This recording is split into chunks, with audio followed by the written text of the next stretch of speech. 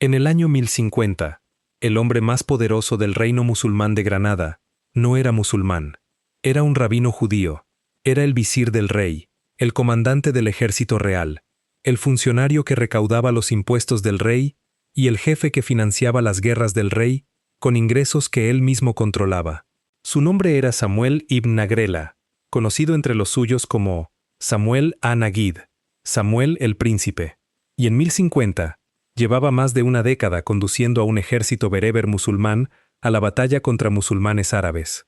Ese año, Granada y su aliada Badajoz lanzaron una ofensiva coordinada contra la taifa de Sevilla y la taifa de Málaga. Era una guerra de agresión. Granada no defendía sus fronteras. Granada atacaba. El ejército que marchó contra Sevilla fue sufragado, organizado y en muchas de sus operaciones comandado personalmente por un visir judío, cuya propia comunidad celebraba sus victorias en el campo de batalla como si fueran festividades religiosas. Los judíos de Granada creían estar contemplando la mano de Dios, elevando a su pueblo en tierra musulmana. Los árabes de Sevilla creían estar contemplando algo mucho más extraño, un judío al frente de un ejército musulmán, dictando la política exterior de un reino islámico y eligiendo la próxima guerra. ¿Cómo ocurrió esto? ¿Cómo llegó a ser un mercader de especias, refugiado el hombre que decidió que Granada quemaría las cosechas de Sevilla? ¿Y por qué siguió haciéndolo, año tras año, hasta el día en que murió en campaña? Esa es la historia de este video. Corría el año 1013, y un joven erudito judío llamado Samuel ibn Nagrela huía por su vida. La ciudad de la que escapaba era Córdoba, la ciudad más grande, más rica y más cultivada de Europa occidental. Córdoba había sido en su día la capital de una España musulmana unificada, que se extendía desde el Atlántico hasta los Pirineos. Contaba con bibliotecas de cientos de miles de volúmenes. Tenía calles pavimentadas y farolas, cuando Londres todavía era un lodazal de chozas. Y en 1013, un ejército bereber del norte de África entró y la destrozó. Los bereberes habían sido contratados como mercenarios por uno de los pretendientes de una brutal guerra civil por el califato.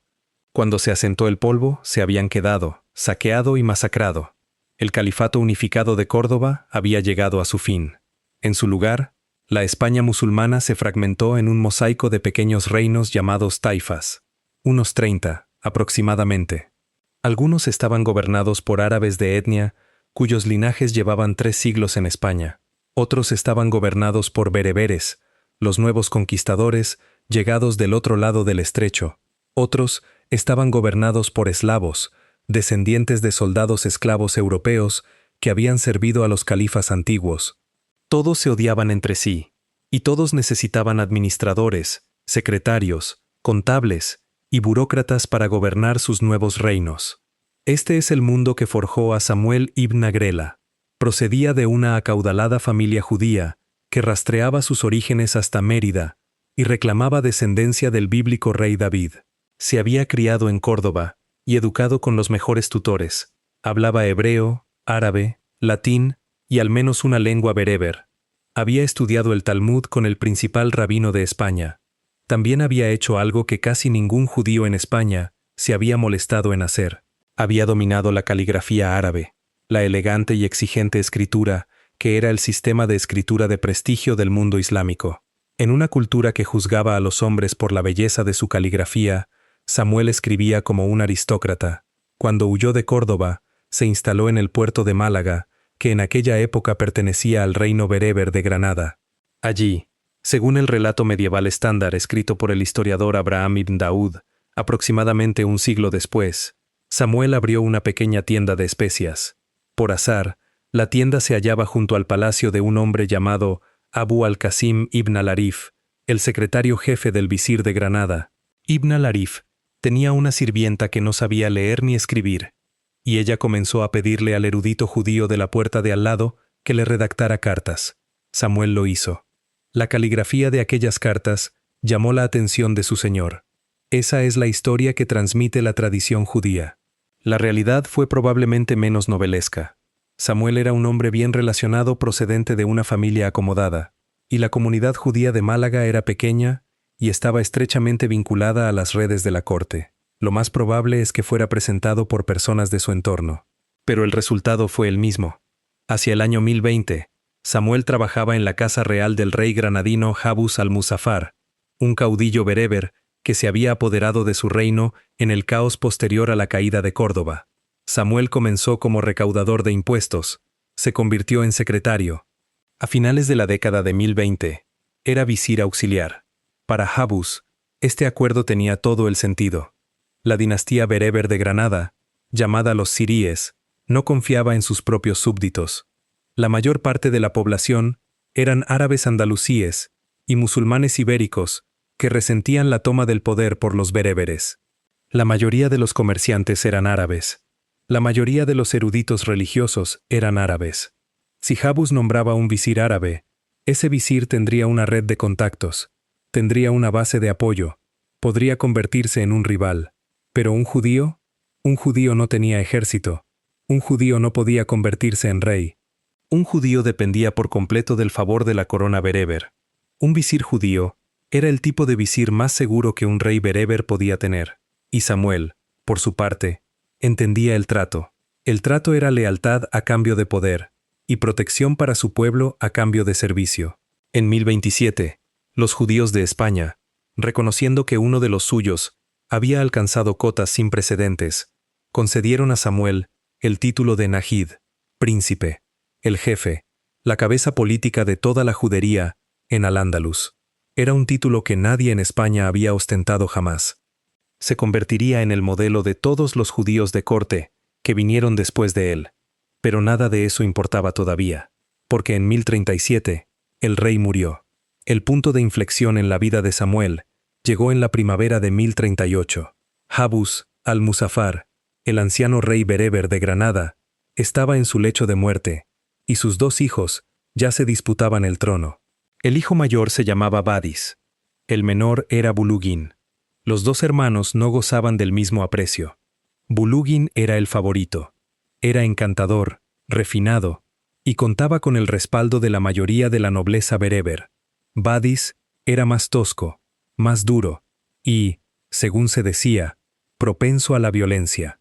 La mayoría de los hombres influyentes de la corte, entre ellos varios judíos prominentes como Yosef ibn Migas, Isaac ben León y Nehemías Ashkofa, apoyaron al príncipe menor. Samuel Hanagid no lo hizo. Respaldó a Badis, al hermano mayor, el hombre más duro, al que nadie más quería. ¿Por qué tomó esta decisión? Algunas fuentes dicen que Samuel creía que Badis contaba con un mayor apoyo popular entre los bereberes del común, los soldados que en última instancia decidirían quién ocuparía el trono. Otras fuentes dicen que Samuel tenía una mejor relación personal con Badis. La respuesta sincera es probablemente mucho más simple. Samuel estaba haciendo una apuesta política calculada. La corte estaba abrumadoramente del lado de Bulugin. Si Samuel se unía a esa mayoría, sería uno más entre una docena de consejeros judíos, fácilmente prescindible una vez que el nuevo rey estuviera consolidado. Pero si respaldaba a Badis y Badis ganaba, Samuel sería el hombre que había puesto a un rey en su trono. Sería irreemplazable. Lo sería todo. Era una apuesta que podría haberle costado la vida. De haber ganado Bulugin, Samuel casi con toda certeza habría sido ejecutado. Pero la apuesta se saldó de la manera más dramática posible. En vísperas de la sucesión, el hermano menor, Bulugin, abdicó y aceptó a su hermano mayor como rey. Las razones siguen siendo objeto de debate. Puede que hubiera presión política de la facción popular en las calles. Puede que hubiera amenazas. Puede que se sellara un acuerdo a puerta cerrada.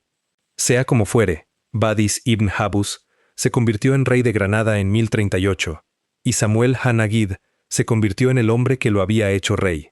El cronista árabe que sobrevive fragmentariamente, Abdallah ibn Bulugin, escribiría más tarde que Badis era un rey perezoso y borracho, que dejó el gobierno de su reino casi enteramente en manos de otros. Sea o no justo este juicio, el efecto práctico era claro. Desde el momento en que Badis tomó el trono en 1038, Samuel Hanagid fue el gobernante de facto de Granada. Ostentaba el cargo de primer visir. Controlaba el erario.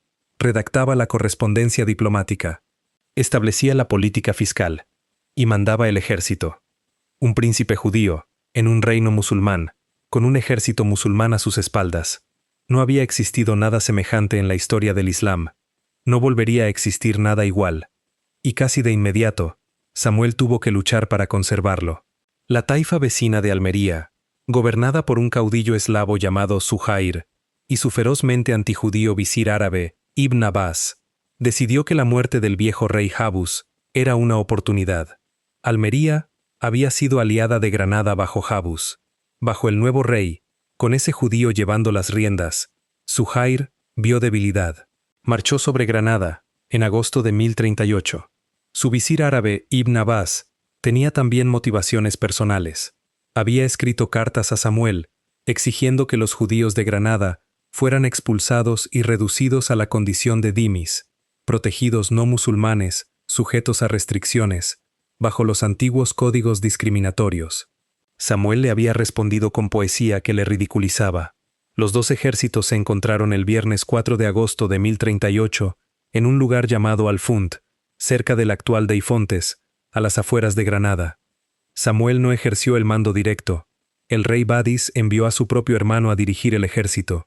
Pero Samuel estaba allí, sobre el terreno, participando en la campaña. La batalla no duró ni una hora. El ejército almeriense fue destrozado. Zuhair fue muerto. Ibn Abbas, el visir árabe que había querido degradar a los judíos, fue también muerto. Cuando la noticia llegó a Granada, la comunidad judía celebró la victoria. Declararon el día un Purim, una festividad religiosa especial que conmemora la liberación de un enemigo que deseaba su destrucción. Samuel compuso uno de sus poemas más célebres al respecto. El poema está en hebreo. Describe el campo de batalla con un lenguaje tomado directamente del libro bíblico del Éxodo.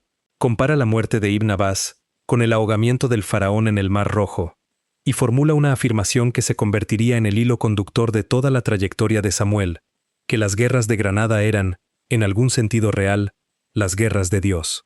Al año siguiente, en 1039, la taifa de Sevilla entró en escena por primera vez. Sevilla estaba gobernada por una dinastía árabe llamada los abadíes. El rey juez reinante, Abu al-Qasim Muhammad ibn Abad, había ido posicionando a Sevilla desde la década de 1020 como el gran contrapeso árabe frente a los reinos bereberes del sur. Veía a Granada bajo Badis y Samuel como una abominación bereber judía. El ejército de Sevilla, al mando de su hijo Ismail ibn Abad, marchó hacia el este para arrebatar a los aliados bereberes de Granada, la ciudad tapón de Carmona. Se encontró con los ejércitos combinados de Granada, Málaga y Carmona, cerca de Écija, el 3 de octubre de 1039. Sevilla perdió. Ismail ibn Abad, el heredero del trono abadí, murió en la batalla. Samuel Hanagid compuso otro extenso poema en hebreo celebrando la victoria.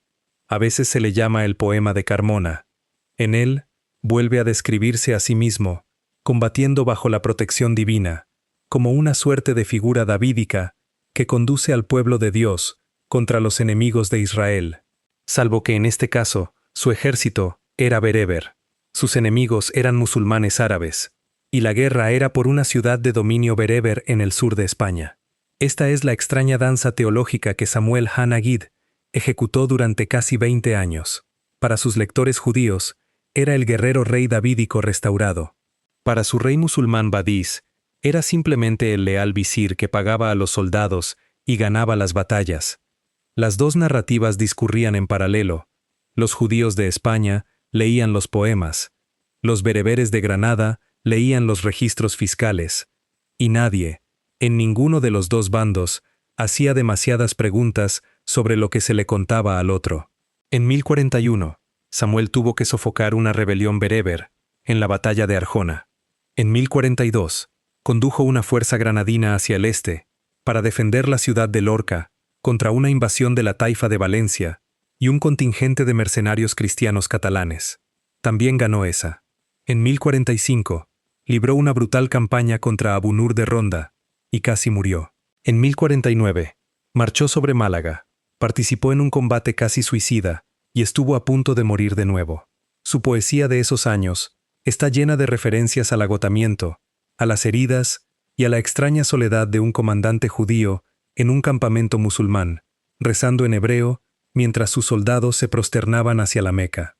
Pero el enemigo que nunca desaparecía era Sevilla. En 1049, El trono abadí había pasado a un hombre llamado Abad II al-Mutadid, y no estaba interesado en la coexistencia.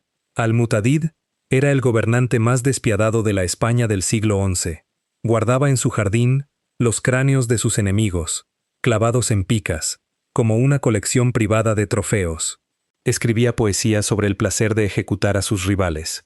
Toda su política exterior consistía en la absorción sistemática de cada taifa menor que estuviera a su alcance, y su objetivo ideológico, que anunciaba abiertamente, era expulsar a todas las dinastías bereberes del sur de España.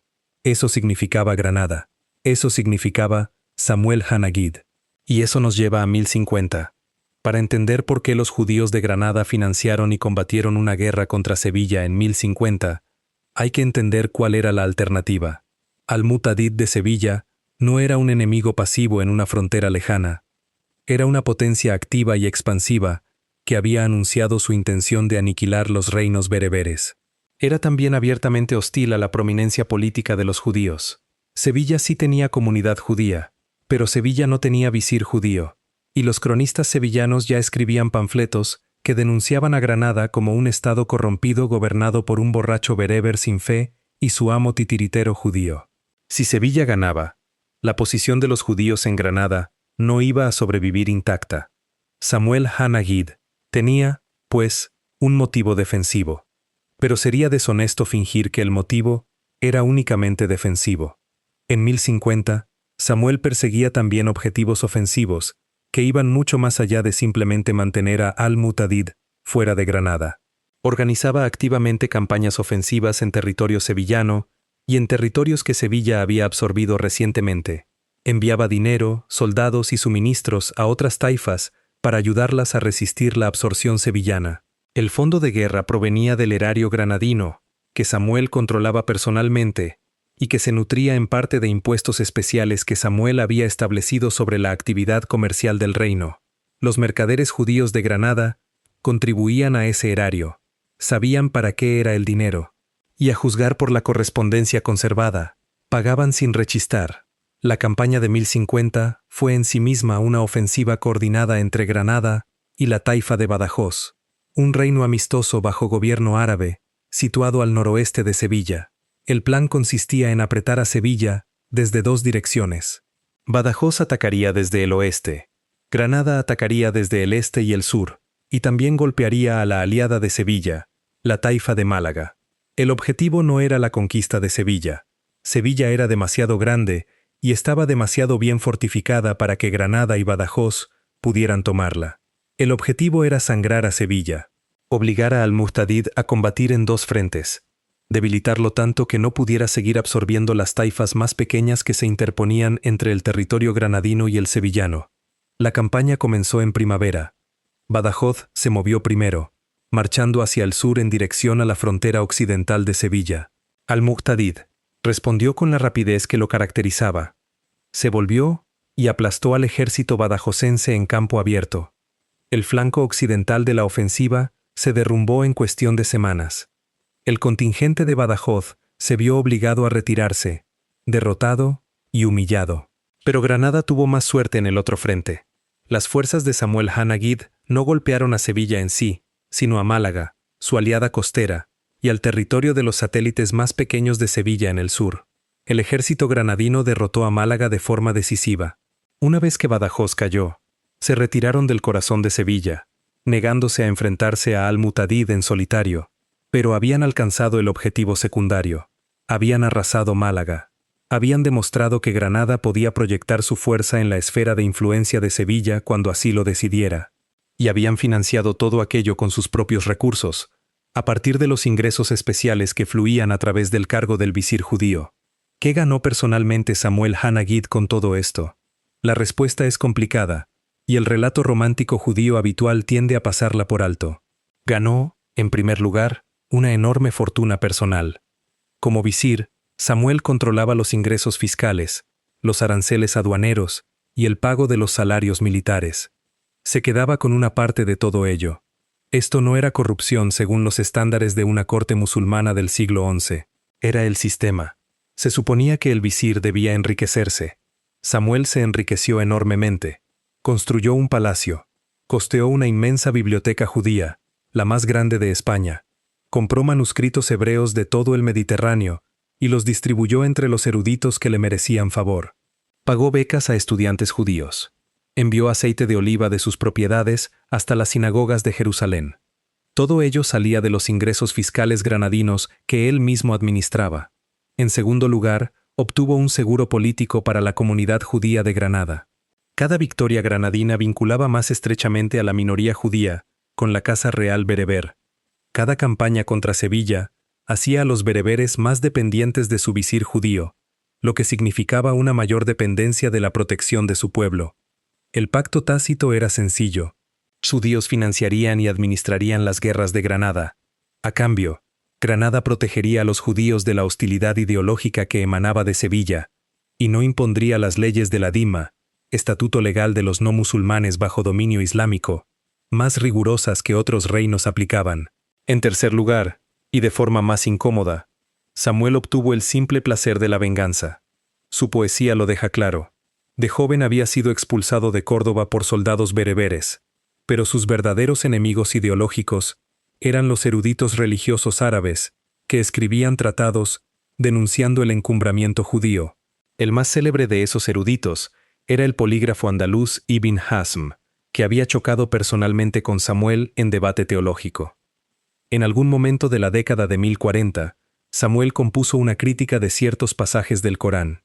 El texto en sí no ha sobrevivido, y algunos eruditos modernos dudan de que haya existido en la forma que Ibn Hazm describió. Pero Ibn Hazm creía que existía, y escribió una larga y furibunda polémica contra Samuel en persona, acusándolo de arrogancia, blasfemia y de abusar de su cargo político para insultar al Islam.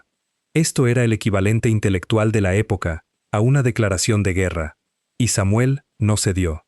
El mismo visir que financiaba campañas contra los ejércitos sevillanos, financiaba también la guerra intelectual que sus rabinos libraban contra los teólogos sevillanos. Esta es la parte de la historia que no encaja en el simple relato del victimismo judío en la España medieval. Samuel Hanagid no fue un receptor pasivo de la tolerancia bereber, era un agente activo. Tenía una facción, tenía enemigos, eligió a esos enemigos, los combatió con dinero, con hombres y con palabras, y cuando tuvo la oportunidad de actuar con lealtad hacia sus rivales, no siempre la aprovechó. Múltiples fuentes medievales, incluidas las judías, recogen un incidente ocurrido poco después de la sucesión de Badis, en el que una facción de nobles bereberes, encabezada por Yadair, sobrino de Jabus, se acercó a Samuel y le pidió ayuda para derrocar al nuevo rey. Samuel fingió apoyar la conjura. Permitió que los conspiradores se reunieran en su propia casa. Dispuso que el rey Badis los escuchara en secreto desde una cámara oculta. Cuando los conspiradores habían dicho lo suficiente para condenarse a sí mismos, Badis los arrestó. Samuel había jugado a dos bandas al mismo tiempo, había tendido la trampa y había entregado al verdugo a los hombres que confiaban en él. Incluso sus admiradores describen esto como astucia, sus enemigos lo describían como traición. Estaba además la cuestión del dinero. Los cronistas árabes que escribieron en las décadas posteriores a su muerte acusaron a Samuel de haber diseñado políticas fiscales que enriquecían desproporcionadamente a los mercaderes judíos y exprimían desproporcionadamente a los terratenientes árabes. Si esto fue cierto en la forma específica que ellos describieron, es imposible verificarlo. Los registros han desaparecido, pero es innegable que la comunidad judía de Granada se enriqueció de forma espectacular durante el visirato de Samuel. El barrio judío de Granada se convirtió en uno de los más prósperos de España. Los mercaderes judíos dominaban el comercio de larga distancia. Funcionarios judíos ocupaban puestos subordinados en la burocracia. Para la población árabe de Granada, que observaba todo aquello desde abajo, no tenía el aspecto de un multiculturalismo ilustrado. Tenía el aspecto de un gobierno capturado. Las guerras continuaron a principios de la década de 1050. En 1051, las fuerzas granadinas volvieron a enfrentarse a los aliados de Sevilla. En 1052, Al-Mu'tadid de Sevilla absorbió la pequeña taifa del Algarve, eliminando otro colchón entre Sevilla y Granada. En 1053, Al-Mu'tadid perpetró el acto individual más infame de su reinado.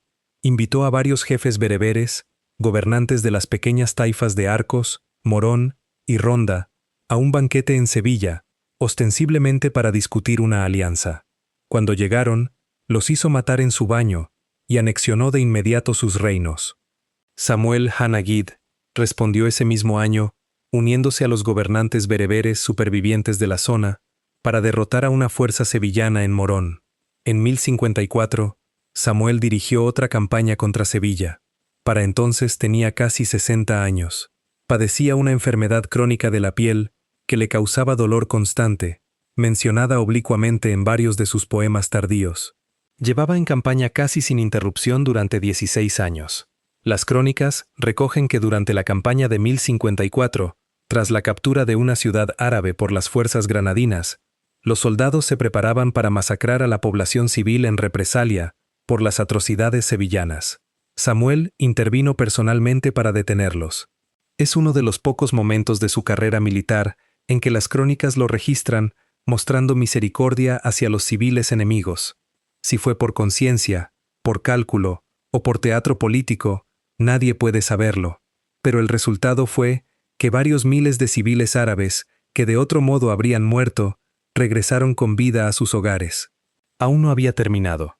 Hubo otra campaña en 1055, y entonces, en algún momento de 1055, o a principios de 1056, mientras seguía en marcha con el ejército, en algún lugar de Andalucía, Samuel Hanagid sencillamente se detuvo.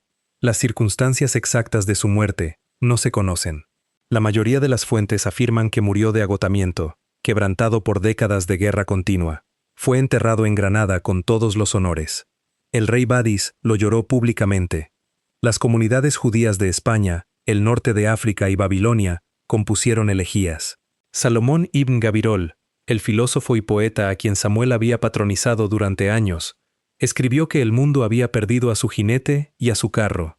Tenía razón de maneras que todavía no podía conocer. El hijo de Samuel, José, heredó todo. El visirato, el mando del ejército, el liderazgo de la comunidad judía, el título de Nagid y la fortuna personal. Tenía 21 años. Era brillante, bien educado y editor de la poesía de su propio padre. Era también, según todos los testimonios que han sobrevivido, incluidos los favorables, arrogante. Había crecido en el lujo. Había crecido viendo a su padre doblar un reino musulmán en torno a las necesidades de un visir judío, y daba por sentado que el mismo truco le funcionaría a él.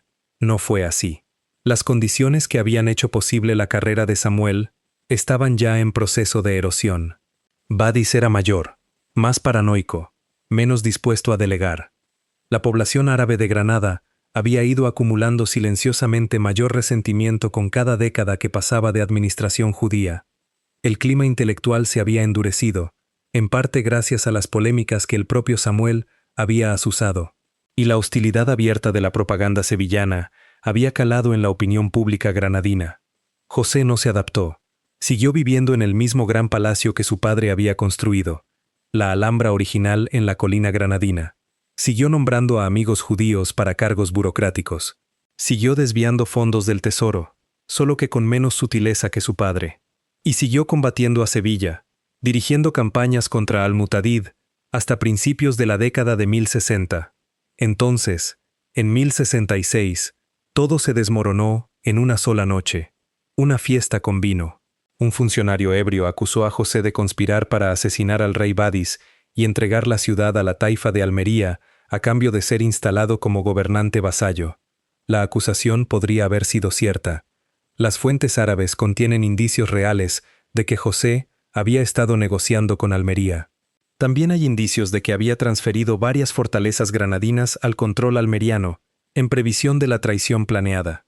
Estaba preparando, en otras palabras, lo que su padre nunca había hecho. Estaba preparando la venta de la dinastía bereber que había enriquecido a su familia. Cuando la acusación se hizo pública en la noche del 30 de diciembre de 1066, una turba se formó en las calles de Granada. Marcharon hacia el Palacio Real. José huyó al interior y luego intentó esconderse. Según el relato medieval judío, se ennegreció el rostro con carbón y se agazapó en un sótano. La turba lo encontró de todos modos. Lo arrastraron hacia afuera, lo mataron y colgaron su cuerpo en una cruz sobre las puertas de la ciudad para que todos lo vieran. Y entonces, con José muerto, y Badis sin aparecer por ningún lado, la turba se volvió contra el barrio judío. La masacre de Granada, de 1066, se prolongó hasta la mañana siguiente.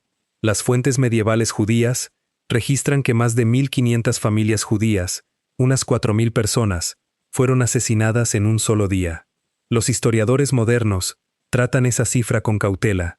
Los números en las crónicas medievales suelen estar inflados, pero todas las fuentes coinciden en que la matanza fue abrumadora, que calles enteras quedaron vacías, que las casas judías fueron saqueadas, y que la comunidad judía de Granada, la más acaudalada de España, la que Samuel Anagid había pasado su vida construyendo, fue destruida en menos de 24 horas. La esposa de José escapó con su hijo pequeño a la ciudad de Lucena, donde la pequeña comunidad judía de allí los acogió. El niño murió joven. El linaje de Samuel Anagid acabó en el exilio. En Sevilla, se dice que Al-Mutadid se echó a reír cuando llegó la noticia. El régimen judío bereber, contra el que había combatido durante casi 30 años, se había devorado a sí mismo al fin, exactamente como él había predicho que ocurriría. La guerra entre Sevilla y Granada, la guerra que Samuel Anagid había financiado, dirigido y ganado tantas veces, no terminó con una victoria sevillana en el campo de batalla, sino con una turba granadina haciendo el trabajo de Al-Mutadid en una sola noche de diciembre. La comunidad judía de Granada fue reconstruida con el tiempo por supervivientes e inmigrantes llegados de otros lugares de Al-Ándalus. Pero era una comunidad más pequeña, más pobre y más cautelosa, y nunca volvió a producir a nadie como Samuel Anagid. El experimento había concluido. El príncipe judío que había financiado una guerra contra Sevilla en 1050 llevaba 10 años muerto, cuando el cuerpo de su hijo fue descolgado de la puerta de la ciudad. El mundo que había construido, el mundo imposible en el que un mercader de especias refugiado podía comandar un ejército musulmán contra reyes árabes, terminó en una fría mañana de los últimos días de 1066, con el humo todavía elevándose desde las casas del barrio judío y la población musulmana de la ciudad caminando entre los escombros como si siempre hubieran estado allí. Si este episodio de la historia te ha parecido interesante, el siguiente video te dejará sin palabras. Haz clic aquí mismo para verlo ahora.